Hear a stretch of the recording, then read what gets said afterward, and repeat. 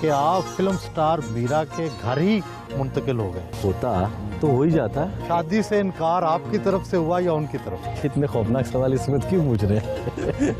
आपके कितने मुआशके चले? चले नहीं, वो चल गए, इत्तेफाकिया हुआ नहीं था, हो गया। कितने चलाए होंगे? नहीं, ज़्यादा नहीं चला है, जितना शोर है इतना है नहीं। मशहूर तो ये है कि एक रोमांस इतना शदीद था कि आप फिल्म स्टार मीरा के घर ही मुंतकिल हो गए। सर वो जवानी की बातें हैं, अब तो 10 साल पुरानी बातें, लेकिन वो एक टाइम था, एक वक्त था, लेकिन अब ऐसा नहीं है।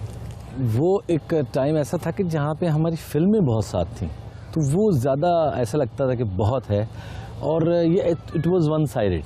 कुछ तो कहते हैं कि बाबर अली और रीमा की दोस्ती के रद्द अमल में मीरा ने आपसे इश्क कर लिया। पेयर बनते हैं ना फिल्मों में, ऐसे ही बनते हैं, और ज़िदबाजी में भी बनते हैं, तो इस तरह से थोड़ी सी टीम बन जाती है, और वो भी ज़रूरी होता है फिल्म इंडस्ट्री में।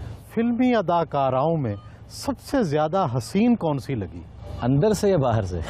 दोनों। तकरीबन सब एक ही नेचर के थे। साइमा, रीमा, ये लोग ज़्यादा इन्होंने अपने आप को ग्रूम किया। कहा जाता है कि अदाकारा रीमा का शुरू में आपसे बड़ा मुकद्दस रिश्ता था, बाद में शायद शादी तक भी बात पहुंच गई। देखेंगे, शादी तो सुन्नत रसूल है, अगर होता तो हो ही जाता। शादी से इनकार आपकी तरफ से हुआ या उनकी तरफ से? दोनों तरफ से ही था। क्यों? मेरे ख्याल से वो हमारी वो नहीं थी जो अंडरस्टैंडिंग होनी चाहिए थी। कोशिशें तो हुई।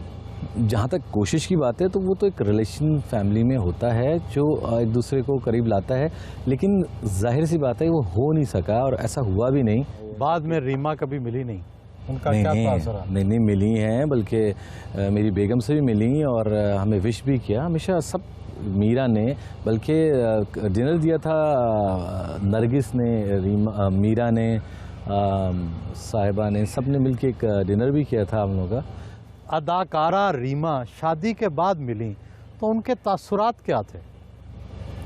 नॉर्मल थे, ऐसी कोई बात नहीं थी। आपने इतने खौफनाक सवाल इसमें क्यों पूछ रहे हैं?